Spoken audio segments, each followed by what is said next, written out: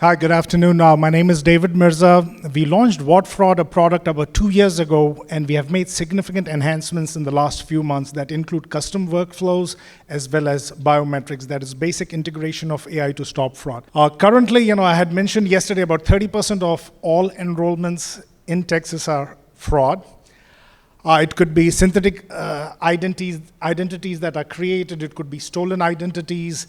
It could be serial switch abuse, that is where a family living in a home will switch the name, from David Mirza to Rubab Mirza to John Mirza, month over month. Rep impact, it's a financial disaster, operational nightmare for reps. The most recent enhancement we did was biometrics. That is the last phase. And keep in mind, biometrics is not triggered until the very, very last step. And with biometrics, basically, it takes a valid government-issued ID. It checks for the expiry date, the validity, the logos, everything to make sure it's right. And on the back, you see the dashboard. That's a quick screenshot of the dashboard. This is what I mean by a multi-layer checking tool. So we look at the service address to see how many switches or move-ins a particular service address has had in the last 6 months, 8 months, 9 months. All this is configurable by the service rep. We are looking to see if the email address is valid or not.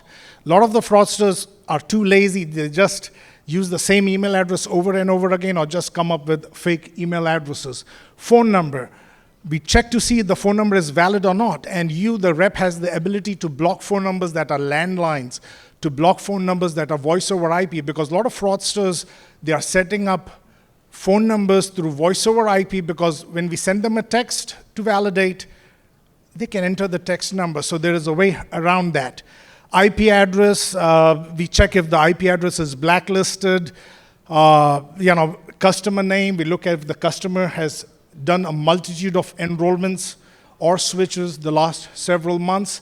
And the last piece is biometrics. Later this month, we are going to include property data, because what we have noticed is that we don't want to punish people who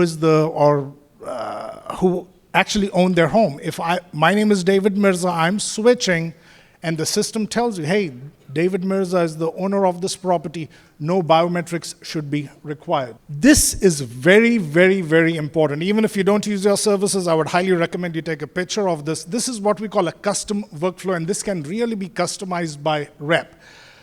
What we have noticed is majority of the fraudulent activity is done at multi-family level, that is apartment complexes. Customer enters their zip code, they select their plan. At that time, it validates the address to see if it is a single family or a multifamily. If it's an apartment, each item I have mentioned, IP address, phone number, email address, internet block list, ERCOT transaction history is checked. And then each of them has a scoring, and this can be customized at rep level. If everything approves, great, they move forward. If any red flag is out there, biometrics is activated. And then the second section is the single family home, very similar use case, but at this time, biometrics may or may not be activated. Next slide, please. We have an API which reps can integrate. If you don't want to integrate with the API, you have a dashboard where you can log in and look at all details individually. Customizable, the entire system is configurable at rep level. You don't have to use what we have built. Everything can be customized. It is pretty secure. Thank you all. Have a lovely day.